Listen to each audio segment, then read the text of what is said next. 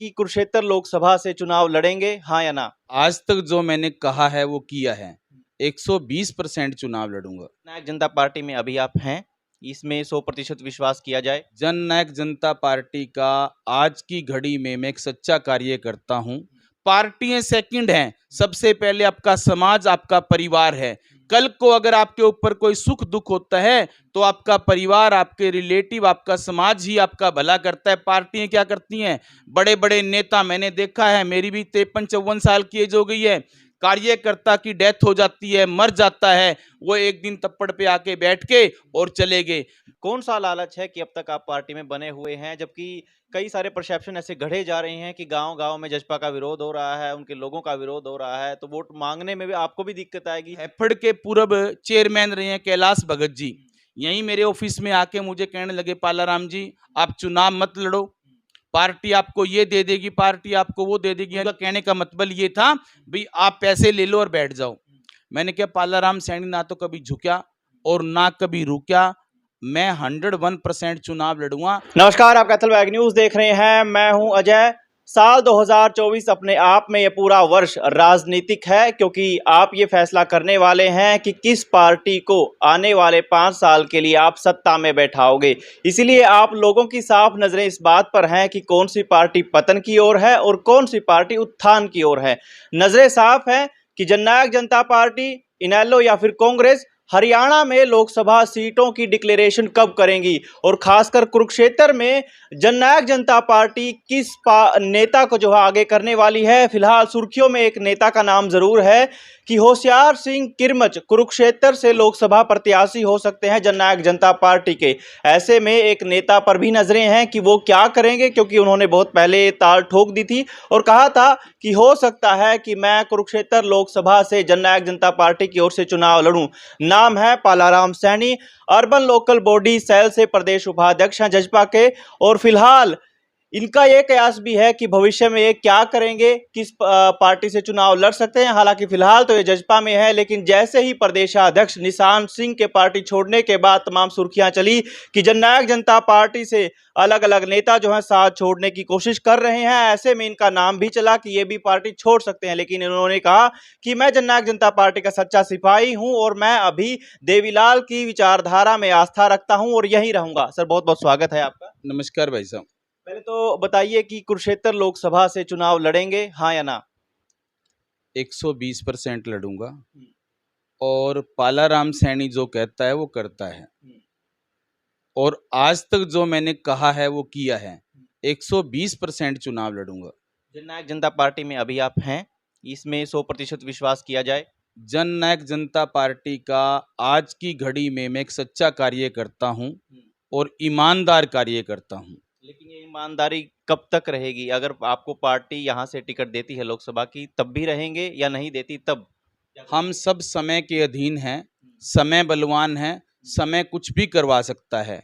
मैंने कहा कि आज की डेट में मैं जननायक जनता पार्टी का एक सच्चा कार्य करता हूं, और जननायक जनता पार्टी के जो सुप्रीमो हैं डॉक्टर अजय सिंह चौटाला, और हरियाणा में जो पूर्व में डिप्टी सीएम रहे हैं माननीय दुष्यंत चौटाला जी, जो एक अच्छी सोच के धनी हैं, मैंने उनके सामने जाहिर भी किया है कि मैं लोकसभा का चुनाव लड़ना चाहता हूं और मुझे सेवा करने का मौका दिया जाए। तो उनकी तरफ से क्या प्रतिक्रिया थी? उनकी तरफ से यही प्रतिक्रिया थी कि आप अपनी तैयारी कीजिए।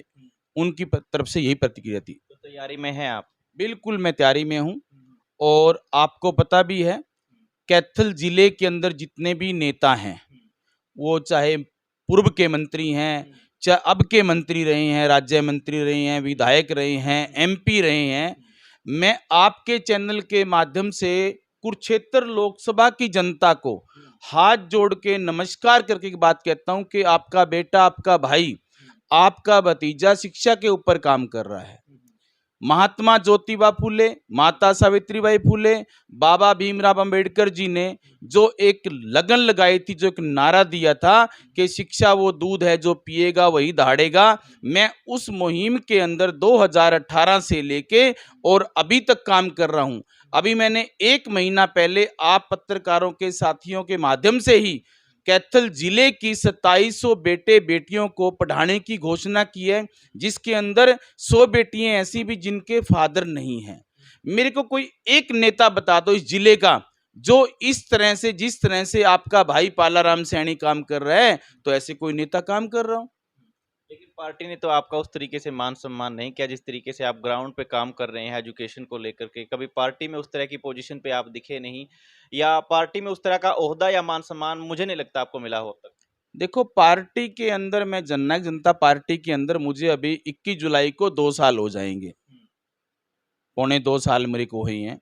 तो ऐसी बात नहीं है, पार्टी के अंदर मेरा मान भी है, सम्मान भी है, और जो मैं बात कहता हूँ वो मेरी बात भी सुनी जाती है, ऐसी बात नहीं है। अब चर्चाएं चल रही हैं किसी और नेता को लोकसभा में आगे कर सकती है जननायक जनता पार्टी।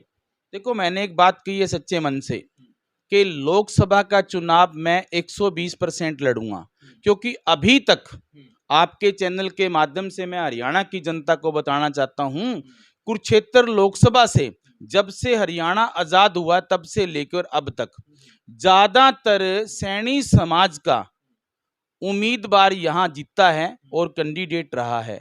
और ये आज हमारे समाज के लिए दुर्भाग्य की बात है कि हरियाणा के अंदर किसी भी पार्टी ने अभी तक सैनी समाज को टिकट नहीं दी। मेरी सोच ये है कि हर घर के अंदर दीप जगे। जब दूसरे समाजों को टिकट मिल रही है तो हमें क्यों नहीं मिलती? कि आपके लिए समाज पहले है या पार्टी पहले है? मेरे लिए सबसे पहले मेरा समाज है, और मैं सभी को बताना चाहता हूं इस चैनल के माध्यम से, पार्टियां सेकंड हैं, सबसे पहले आपका समाज, आपका परिवार है। कल को अगर आपके ऊपर कोई सुख दुख होता है तो आपका परिवार, आपके रिलेटिव, आपका समाज ही आपका भला करता है। पार्टियां क्या करती हैं? बड़े बड़े नेता मैंने देखा है, मेरी भी 53-54 साल की एज हो गई है, कार्यकर्ता की डेथ हो जाती है, मर जाता है, वो एक दिन तप्पड़ पे आके बैठ के और चले गए। बाद में उस कार्यकर्ता के बच्चे या उसकी पत्नी नेता के पास जाती है कि मैं आपकी पार्टी की कार्यकर्ता जो थे उनकी धर्म पत्नियों, मेरे बारे में कुछ सोचा जाए।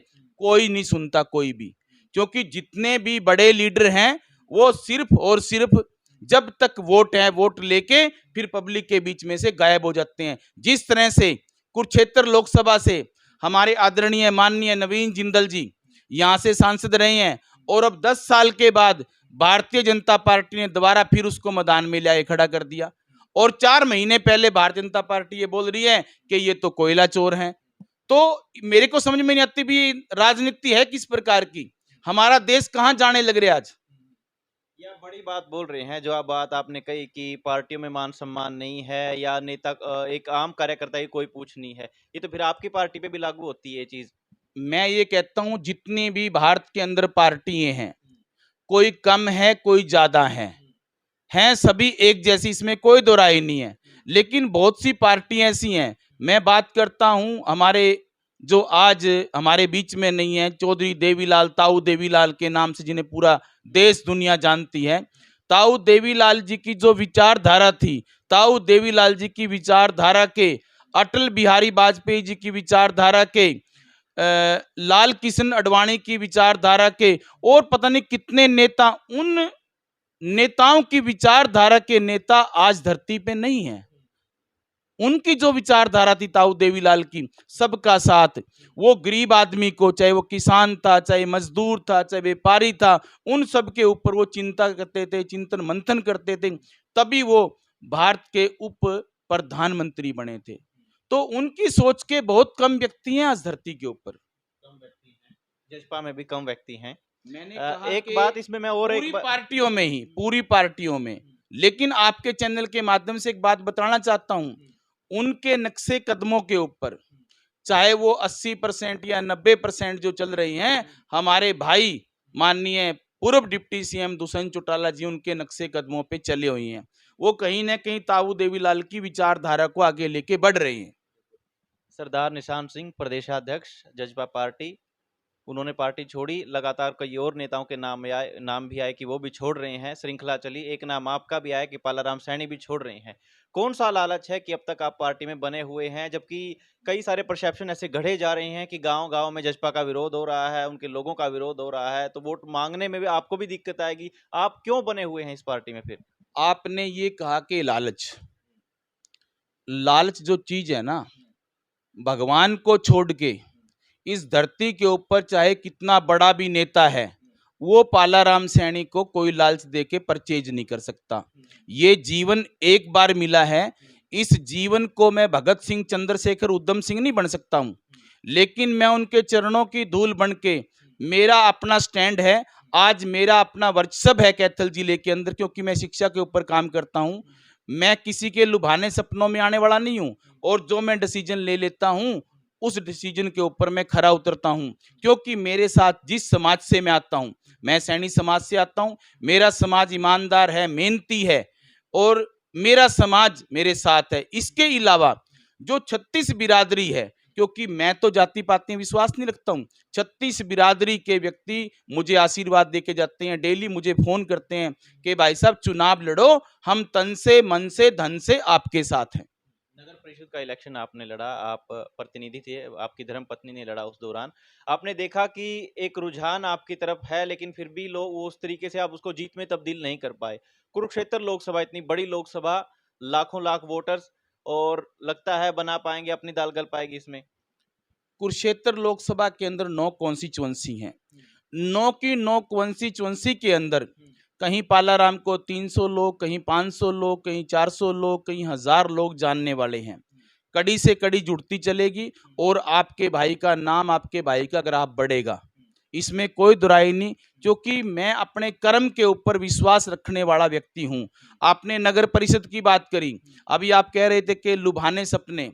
जो हैफड़ के पूर्व चेयरमैन रहे हैं कैलाश भगत जी, यहीं मेरे ऑफिस में आके मुझे कहने लगे, पालाराम जी आप चुनाव मत लड़ो, पार्टी आपको ये दे देगी, पार्टी आपको वो दे देगी, यानी कि मुझे लालच दिया गया। आप हमें ये बताइए आपका खर्चा कितना हो गया। उनका कहने का मतलब ये था भाई आप पैसे ले लो और बैठ जाओ।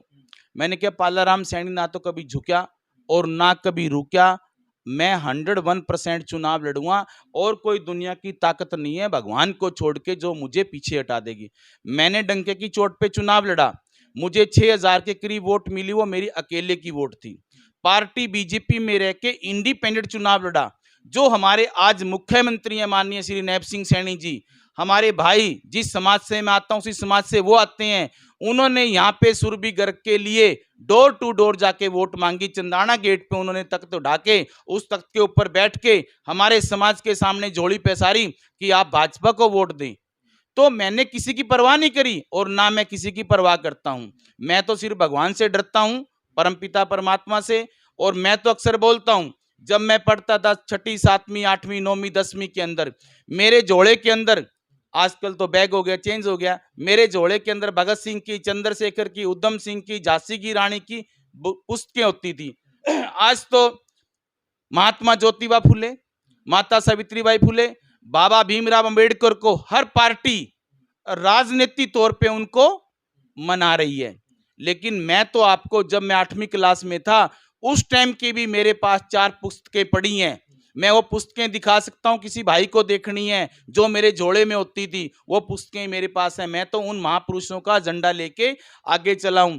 अभी हम किसान नेता ताऊ सर छोटू राम जी को बोलते हैं। सर छोटू राम ने ये कहा था कि अपने दुश्मन को पहचानो, और कुछ ऐसे उनके लफ्ज थे। लेकिन छोटू राम जी ने किसानों के लिए, चाहे वो किसान किसी भी जाति का था, वो किसी भी धर्म का था, उनके लिए सर छोटू राम जी ने काम किया है। और मैं आपके चैनल के माध्यम से एक बात और बताना चाहता हूं, खासकर मेरे किसान भाइयों को, किसानों के लिए पहला स्कूल अगर भारत के अंदर खोला था तो वो महात्मा ज्योतिबा फुले ने खोला था। किसान के लिए किताब लिखी थी किसान का कोड़ा, और आज तो किसानों के लिए मुझे लगता है शायद कोई स्कूल नहीं है। तो मेरी किसान भाइयों से, मैं भी एक किसान हूं, किसान भाइयों से हाथ जोड़ के विनती है कि जिस तरह से जहां भी वो अपनी मूवमेंट को चलाते हैं, सर छोटू राम जी की प्रतिमा को रखते हैं, वहां पे वो महात्मा ज्योतिबा फुले की प्रतिमा को भी लगाए। ये मेरी हाथ जोड़ के मेरे भाई किसान भाइयों से प्रार्थना है, क्योंकि किसान के बगैर देश की तरक्की नहीं हो सकती। जो पार्टी किसान की कदर करेगी वही पार्टी आगे बढ़ेगी। बहुत बहुत शुक्रिया पालाराम जी। तो इतिहास अपने आप को दोहरा रहा है। लगभग साल 2022 में भी ये सिचुएशन पालाराम सैनी के साथ आई थी। कि वो चुनाव लड़ेंगे, भले ही पार्टी टिकट दे या ना दे। लेकिन इस बार फिर से वही कंडीशन आ गई है 2024 में कि जजपा इनको टिकट दे या ना दे, चुनाव लड़ेंगे। फिलहाल कैथल बैग न्यूज़ के साथ इतना ही।